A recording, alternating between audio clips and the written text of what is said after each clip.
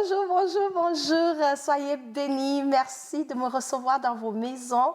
Vous savez, nous sommes dans notre émission Femmes éveillées. Femmes éveillées est une idée du ministère Lyon Unis en crise, qui est un ministère des femmes qui ont pour mandat de réveiller toutes les femmes. Toutes les femmes, les lions endormis en elles, nous voulons les secouer et appeler toutes les femmes à avoir du zèle et de l'amour pour Jésus-Christ de Nazareth. Alors, avant de commencer l'émission d'aujourd'hui, je voudrais prendre une minute pour rendre des actions de grâce à Dieu. Vous savez, je vous ai parlé de la trousse d'Esther et le Seigneur a fait des choses extraordinaires. La trousse d'Esther qui est notre levée de fonds. Comme vous le savez, la semaine prochaine, nous allons célébrer nos 7 ans d'anniversaire dans le ministère et nous voyons la main de Dieu chaque jour. Et comme offrande d'action de grâce, nous avons décidé de bénir la jeune fille dans 3 pays dont nous avons sélectionné pour cette année le Gabon, le Cameroun et bien sûr le Togo. Nous voulons toucher la vie de nos petites sœurs qui vivent dans la précarité dans ces pays-là. Nous voulons leur offrir quelque chose. Nous voulons leur offrir l'amour de Dieu au travers de notre offrande. Et notre objectif était d'avoir 300 trousses, c'est-à-dire 100 pour chaque fille. Et je vous ai dit que le Seigneur, le Dieu que nous servons, est un Dieu de la surabondance. Et vous savez quoi? La campagne continue, ça se finit le 5 mai. Donc, si tu es intéressé à donner, tu peux toujours le faire. Mais à l'heure où je vous parle, nous sommes à 350 trousses. Les 50 qui sont en haut, là, ça, c'est le surplus. Je vous ai parlé que le Dieu que nous, on sert là, il n'est pas dans juste. Il n'est pas dans limite limitée. C'est le Dieu de la surabondance. Quand il fait sa vie, on doit savoir qu'il est dans le mouvement. Donc voilà, je veux bénir le Seigneur et lui rendre toutes les actions de grâce pour sa fidélité. Mais je veux également dire merci à toutes les personnes qui croient à la vision de ce ministère et qui sont en train de se joindre à nous pour réaliser ce projet. Que le Seigneur vous bénisse et que ce que vous avez semé pour toucher la vie de ces jeunes filles, que cette offrande parle en votre faveur, que le Seigneur se souvienne de vous et qu'il vous bénisse. Nous sommes absolument reconnaissantes au sein du ministère. Toutes les lionnes vous disent merci. En fait, toutes les femmes dans le ministère sont touchées par votre élan de soutien. Et je veux également dire merci à toutes les lionnes qui se sont sacrifiées pour participer à cette levée de fonds. Merci les lions, le Seigneur vous bénisse et le Seigneur bénisse tous les membres de vos familles qui se sont joints à cet appel, qui bénissent vos amis, vos parents, vos connexions, qui ont soutenu ce projet. Je vous bénis du fond de mon cœur et je dis merci. Alors voilà, nous allons passer maintenant au vif du sujet. Je ne veux pas juste parler de la trousse d'Esther. J'ai des bonnes affaires. Alléluia. En tout cas, si tu nous regardes pour la première fois, je te souhaite la bienvenue. Je m'appelle FIFA. Et avant de commencer, je t'encourage déjà, si tu n'es pas encore abonné, de souscrire. Abonne-toi à notre page. Pourquoi est-ce qu'il est important de s'abonner? Plus on s'abonne, plus nous avons des vues, plus nous avons la visibilité. Et avoir la visibilité pour nous, c'est d'être capable de toucher plus de vies parce que je pense que ce que nous apportons, c'est du solide parce que c'est basé sur la vérité de la parole de Dieu. Nous sommes dans un monde où le diable raconte des histoires, des mensonges aux gens. Et pour démanteler les réseaux de mensonges du diable, il nous faut s'aimer la parole de Dieu. C'est la raison pour laquelle je vous encourage à partager cette vidéo pour que nous puissions toucher plus de vies, mais également ce sera une manière pour toi de ne pas rater nos émissions. Aujourd'hui, c'est une émission que tu ne veux pas rater. Installez-vous les filles et les hommes, parce qu'il y a certainement des papas. Cette émission pourra t'inspirer pour donner conseil à la jeune fille. Il y a peut-être des frères en Christ, des sœurs, des tatas. J'invite tout le monde à écouter cette émission. Cette émission est basée sur un fait réel. Et la personne qui a vécu ce dont je vais nous parler aujourd'hui, c'est une amie en moi. Et elle m'a dit, FIFA, si ce que j'ai failli commettre comme catastrophe là, si ça peut sauver une vie, pardon, il faut aller parler. Hey, hey. Alléluia, j'aime le Seigneur est bon. Priez pour vos amis dans la foi. Parce que petite prière, tu fais pour ton ami, là, le Saint-Esprit est en train de travailler. Le Saint-Esprit, la Bible dit que la parole de Dieu n'est pas liée. Quand tu invoques Dieu, là, sa parole, la Bible dit sa parole va avec vitesse. Dans le dossier-ci, là, la parole de Dieu allait avec vitesse pour éviter une catastrophe. Alors, sans plus tarder, je veux que tu regardes cette émission jusqu'à la fin. Vous allez voir que les quelques dernières émissions que nous avons eues, je parle célibat, mariage, choisis bien ton partenaire, choisis bien ton partenaire. Voilà un exemple concret de ce dont je vous parle dans le choix.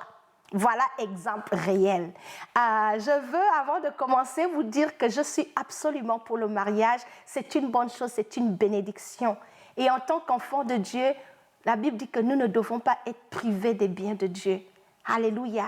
Donc, je ne fais pas ces émissions pour décourager les célibataires. Je ne fais pas ces émissions pour vous dire que le mariage est une mauvaise chose. Je fais ces émissions pour dénoncer les motifs, les mauvais motifs lorsque nous voulons nous marier. En fait, c'est pour nous préparer dans le futur, pour que lorsqu'on rentre dedans, là, on rentre pour jouir. Les bénédictions de Dieu, c'est pour jouir. Et pour aller jouir d'un bon mariage, il faut bien choisir au début, là. C'est la raison pour laquelle je viens parler. Donc, sans plus tarder, je vous ai dit, ce sera chaud aujourd'hui. J'ai besoin du Saint-Esprit. Alors, pour vous mettre dans le bain, voici la situation. J'ai une amie en moi, il y a quelques semaines, qui me contacte et me dit « Ah, servante de Dieu, je suis dans une situation, je ne veux pas que tu entendes que j'ai mis bague au doigt sans t'informer. Voilà mon dossier. » Je dis « Ah, mais gloire à Dieu, ma soeur se marie. Ça me fait un an en moins pour intercéder si tu te maries. Bonne nouvelle. » Donc, elle m'a fait l'audio sur WhatsApp pour m'annoncer la nouvelle. Et j'ai pris le temps d'écouter l'audio. Et pendant que j'écoutais l'audio, j'ai dit « Aïe !» J'ai écouté encore l'audio, là, j'ai écouté ça 2 fois. J'ai écouté, j'ai d'abord dit « J'ai mal compris. » J'ai réécouté encore pour comprendre ce qu'elle m'expliquait. J'ai dit « Aïe !» Mais le diable, ben pourquoi le diable est comme ça? Quand j'ai fini d'écouter, là, elle attendait mon retour. Elle voulait savoir mon avis, que je puisse la conseiller, l'encourager, peut-être même la bénir dans ce projet-là. Je lui ai dit, chère amie, je t'aime trop, donne-moi le temps. Parce que je ne vais pas parler pour parler n'importe comment. Laisse-moi aller chercher la face de Dieu pour la sagesse, pour savoir répondre. Dans l'affaire, tu m'amènes là. Donc, dans son audio, ce qu'elle me disait, en fait, c'est que ce mois de mai, là, elle était prête à sceller le mariage. Elle était prête à se marier. Et elle me dit, elle a rencontré quelqu'un, le gars veut l'épouser. J'étais un peu contente au début. Et puis, elle continue dans son audio. Elle me dit, en fait, le gars, il est musulman. Je dis, OK. Ensuite, elle continue. Oh, il est déjà marié. Il a des enfants, il a sa femme. Je dis, OK. Ensuite, elle me dit, le gars, là, même, il est dans un pays façon. Je dis, OK. J'ai tout écouté. Je lui ai dit, je vais te revenir. Laisse-moi consulter le Seigneur. Parce que ça, là, j'ai besoin de sagesse dans ça, là. Alors, aujourd'hui, je vais partager avec vous la réponse que j'ai donnée à mon ami. Je voudrais parler de ça parce que quand le diable est en train de créer foutaise, on se doit de l'exposer. Moi, j'aime exposer les œuvres des ténèbres. J'aime exposer l'ennemi parce que c'est comme ça qu'il est en train de détruire des vies en cachette. Fait que quand on le trouve là, on l'expose, on rend ça public. Je suis venue rendre public les œuvres des ténèbres. Donc j'ai dit à ma copine, donne-moi le temps. Ce que j'ai fait, j'ai consulté le Seigneur. Et voici la réponse que j'ai donnée à mon amie. Je sais qu'elle va regarder cette émission. Elle m'a d'ailleurs donné la permission. Elle m'a dit, si ça peut toucher les vies, vraiment, elle va parler. J'ai dit, je vais aller parler. Oh, je n'aime pas quand le diable s'amuse. Je vais aller parler. Donc, je suis là pour vous parler. Il faut tirer la chaise. Appelle la voisine. Appelle ta nièce. Appelle ta tante, tes cousines. Écoutez l'émission là ensemble.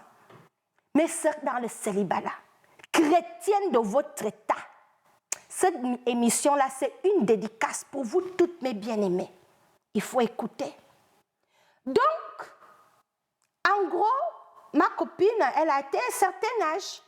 Et vous savez, la pression du mariage, ça nous vient de partout. Les parents qui te font la pression, ta mère qui t'appelle, ah, mais je vais être grand-mère, je suis en train de vieillir, tu accouches quand? Une vieille tante qui t'appelle, ah, je dis à ma fille, tu as trouvé quelqu'un? Tous les jours, c'est ça, tu entends. À l'église, c'est la pression, tout le monde se marie, toi, tu es juste là pour assister. C'est fatigant.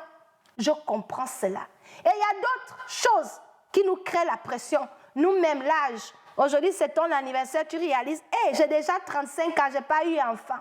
Je n'ai pas trouvé garçon. Je fais comment? C'est dans ce moment-là où tu vois que l'âge est en train d'avancer, où les parents te font la pression, où tous tes amis se marient. C'est en ce moment-là où le diable aussi rentre en jeu. Et quand il rentre en jeu, je vais vous dire ce qu'il vient faire. Quand il rentre en jeu là, il vient juste pour voler les plans de Dieu, pour vous attirer à l'enfer, en Égypte, pour vous amener à faire des choix médiocres. Mes sœurs dans le célibat, ce message est pour vous. Ne vous précipitez pas. Ne pars pas te marier parce que X ou Y te fait la pression. Si eux-mêmes ils veulent épouser le diable, ils n'ont qu'à partir. Attends le temps de Dieu et marie-toi selon les instructions que Dieu donne par rapport au mariage. Donc mon amie là, elle était vraiment dans une situation, à l'âge avance, 40 ans c'est là, on fait comment? Enfant, je n'ai pas. J'ai cherché garçon, je ne trouve pas. Pays ici là même pour trouver gars, tous les gars. Et puis il y avait le quarantine aussi avec Corona, tous les gars sont enfermés dans la quarantaine. C'est difficile de trouver quelqu'un qui te siffle un peu. Et voilà comme ça, elle va en vacances et elle rencontre ce frère, ce bon monsieur-là qui propose le mariage. Quand mon ami a vu cela, il dit, ah, peut-être comme Dieu a trop retardé, je vais aider Dieu. Je vais peut-être considérer ça et me marier. Elle a accepté. Elle a dit, ça fait quoi? Et quand elle a accepté là, c'est mai là qu'elle devait se marier, qu'elle m'a consultée. Je dis, est-ce que tu as pris le temps de prier? Et voici la réponse que j'ai donnée à mon ami. Notre premier verset se trouve dans le livre de Luc, parce qu'on va tout baser sur la parole de Dieu. Et je sais qu'elle regarde cette émission, donc je vais élaborer ma réponse, non seulement pour elle, mais pour vous toutes mes sœurs qui m'écoutez. Notre premier verset, Luc chapitre 14, verset 28.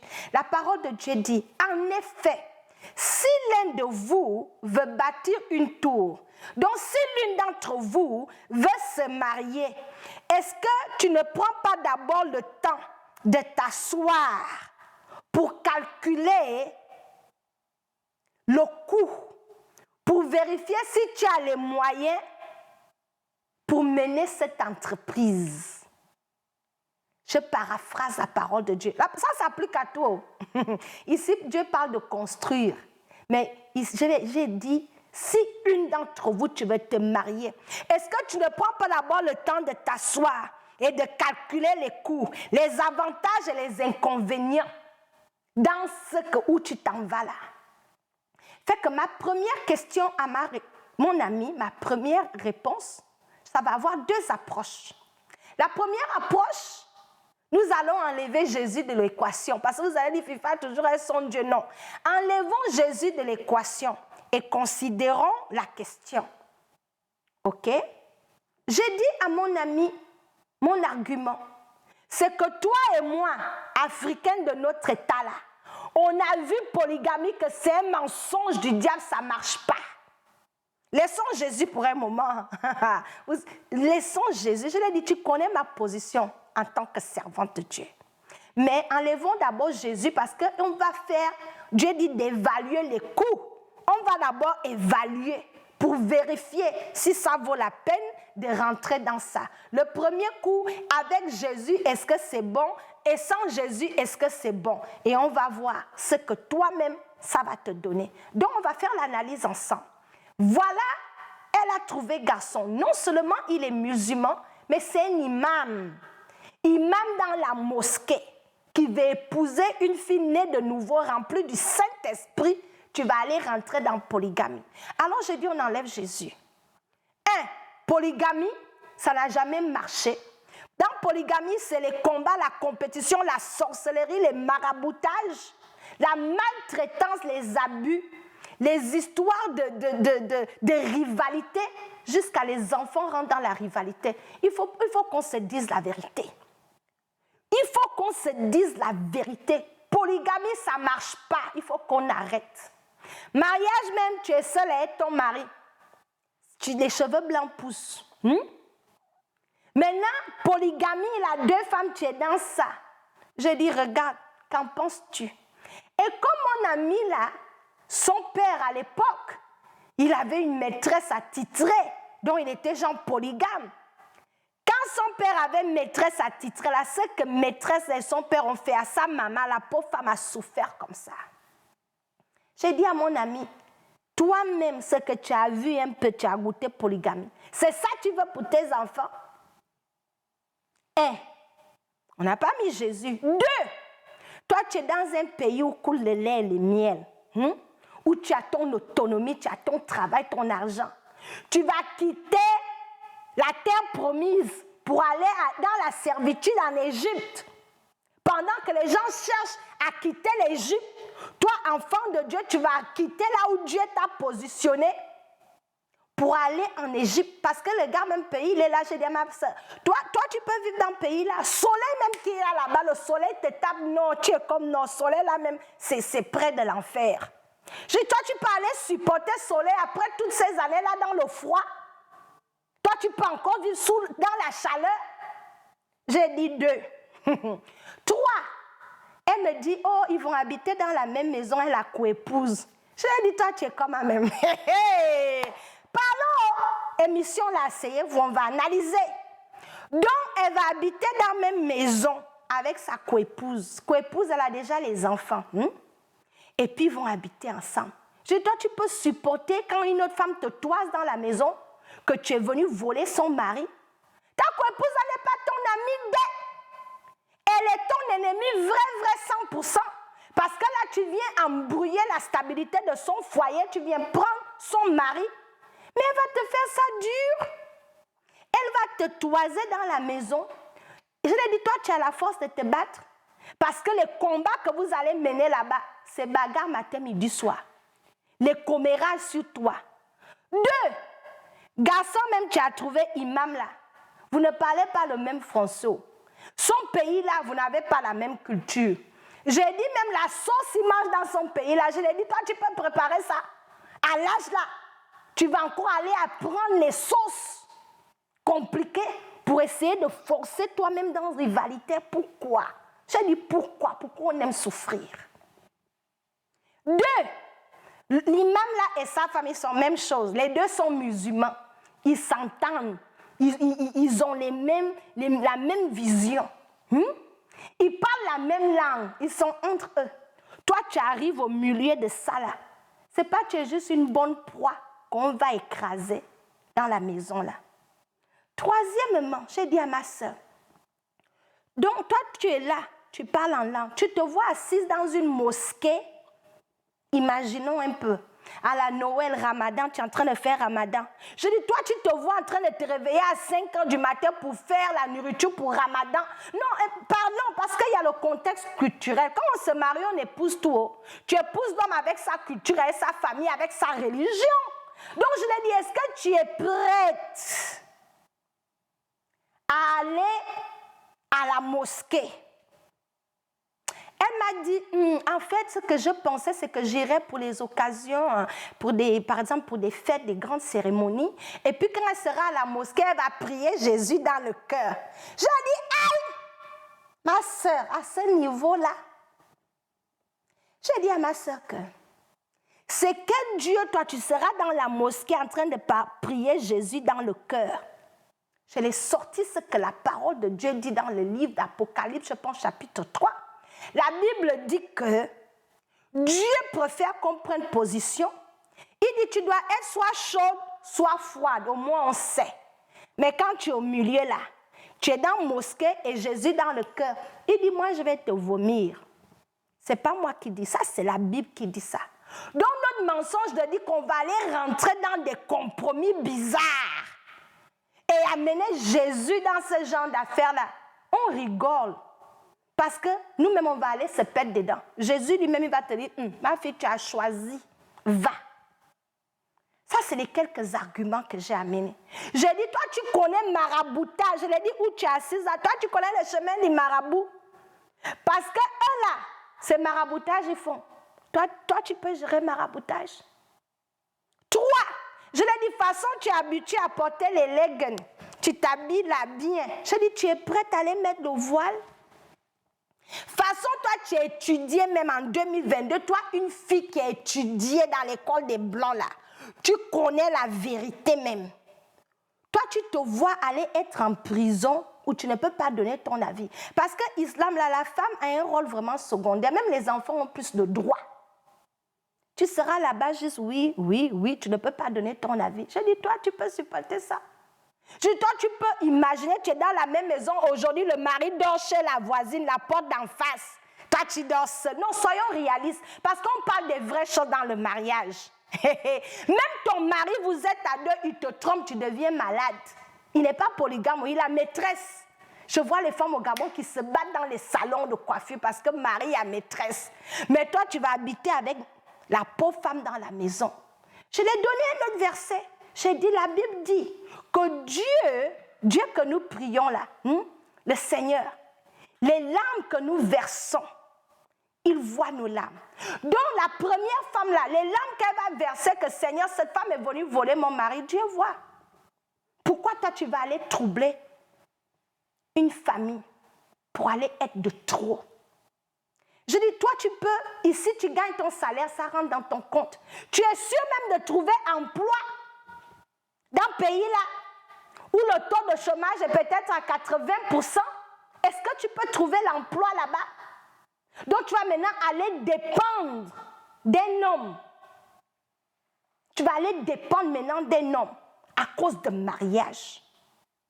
Je l'ai dit, réfléchis et examine. La Bible dit, avant de passer maintenant, on va maintenant amener Jésus dans l'équation, le roi de gloire. Là, je m'adresse aux enfants de Dieu. Voilà l'analyse. Il a dit de faire, de peser les coups. Notre prochain verset, la Bible dit dans Matthieu chapitre 16, verset 26, « Que servira-t-il à un homme de gagner le monde entier s'il perd son âme? Ou que pourra donner une femme en échange de son âme? » Ma sœur, que peux-tu donner en échange de ton âme? Toi, un enfant de Dieu, tu vas aller t'associer avec musulmans, avec l'islam. Ça ne fait pas de sens. La Bible dit dans le livre de 1 Corinthiens, chapitre 7, verset 39, je vais juste lire la fin, il dit que si une femme veut se marier là, il faut que la personne qu'elle va épouser là soit dans le Seigneur. Si tu dois te marier, toi, enfant de Dieu, tu es chrétienne, marie-toi dans le Seigneur. Voici ce que dit la parole de Dieu. Donc, là, on amène Jésus à l'équation. Jésus te dit, ton salut là, c'est trop précieux. Tu ne peux pas vendre ton âme à cause de mariage. Parce que mariage, là, c'est sur la terre. Mais ton salut, c'est pour l'éternité. Il dit, à quoi sert-il à un homme de gagner un mari si c'est pour aller renier Jésus? Dieu dit que ça ne sert à rien. C'est échec garanti. On a vu, en pesant la balance en Jésus dans l'équation, que c'est une perte, c'est souffrance, les pleurs, les larmes, l'humiliation, le stress, la frustration. Quand on n'a pas mis Jésus dans l'équation. Maintenant, j'amène Jésus dans l'équation. La Bible dit que c'est pour la liberté que Christ nous a affranchis. Alléluia. Dans ce mariage-là, il y a quelle liberté dedans? Tu n'es pas libre de jouir de ton mari parce que c'est le mari de deux femmes. Quelle jouissance! Tu es limité. Tu vas aller au restaurant avec ton mari mardi, mais c'est le mardi, il est avec la coépouse. Ça, c'est la liberté, ça. Non, réfléchissons, ramenons Jésus à l'équation. Ça va faire du sens. Toi, tu es enfant de Dieu. Ça ne marche pas. Donc, en amenant le Seigneur dans l'équation, La Bible dit que toute grâce excellente vient de Dieu. Et en lui, il n'y a aucune forme de variation. Dieu ne peut pas dire qu'il t'a donné le mari et puis il t'amène ça avec toutes les douleurs là. Ce n'est pas Dieu. On peut discerner. Ce qui est de Dieu, c'est un rapport favorable. C'est digne de louange. C'est quelque chose que les mondains doivent envier, que vraiment, la femme, la façon, elle est heureuse dans son mariage. Ça doit donner envie à quelqu'un de se marier. Parce que quand c'est Dieu qui te donne là, ça doit refléter la gloire de Dieu. Quand tu te maries là, Dieu veut se glorifier dedans.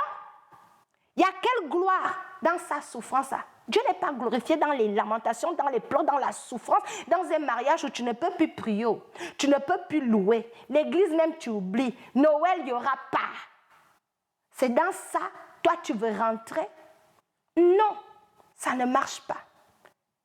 Dieu nous a affranchis et il veut nous donner les bonnes choses. Parce que la Bible dit que la bénédiction de l'Éternel ne se fait suivre d'aucun chagrin. Là, j'ai amené Jésus à l'équation. Jésus dit, le mari, je vais te donner. Ce n'est pas avec chagrin, ce n'est pas avec frustration. Je te donne la vie en abondance, je te donne le meilleur, je te donne le mariage pour que tu puisses jouir, puisque mon nom soit glorifié dans ton foyer.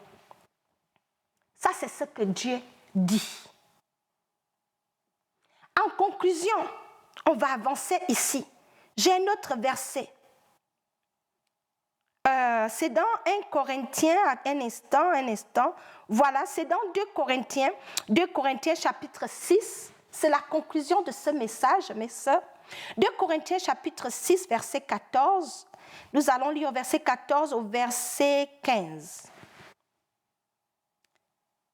La lumière. Là, je lis la version français courant parce que je veux que ça soit terre à terre. Je mets la parole de Dieu dedans parce que je peux dire des choses, tu vas dire, FIFA nous raconte des histoires. Mais comme Dieu ne ment pas là, on va voir ce que sa parole dit. Il dit, la lumière pourrait-elle s'unir avec l'obscurité? Comment le Christ pourrait-il s'entendre avec le diable? Ou bien, qu'est-ce qu'un croyant peut avoir en commun avec un incroyant? Quel accord peut-il avoir entre le temple de Dieu et les idoles? Quel rapport? La Bible répond clairement à la décision que ma copine voulait prendre, qu'il n'y a aucun rapport entre le diable et Christ, entre ton corps qui est le temple du Saint-Esprit et quelqu'un qui invoque un autre Dieu. Le Seigneur nous dit dans sa parole qu'il n'y a pas de relation. La Bible dit que quand Dieu a créé le monde, il a dit que la lumière soit. Et la Bible dit que ceux qui sont en Christ, nous sommes lumière parce que Christ est en nous. Donc, puisque toi qui es lumière, ma sœur, qu'est-ce que tu fais avec quelqu'un qui est dans les ténèbres? Ça, c'est avec Jésus dans l'équation. Donc, je ne vais pas prendre la décision pour toi. Parce qu'il ne faut pas, tu vas dire, demain, tu as gâté mon mariage, j'aurais pu me marier, tu es venu parler Jésus. Mais je t'apporte la parole de Dieu. Le Seigneur a dit, comme j'ai dit dans les 2 autres émissions, il dit, je mets devant toi la vie et la mort. Choisis la vie, en fait que tu puisses vivre, toi et ta postérité. Choisis la vie. Si tu choisis Jésus, tu choisis la vie pour toi et ta postérité. Et si tu veux choisir tes émotions et la pression que les gens te poussent pour rentrer dans ce que tu veux rentrer, tu as choisi aussi l'autre affaire. C'était l'émission d'aujourd'hui. Mes sœurs, attendons-nous à Dieu pour le mariage. Soyons bénis. Merci.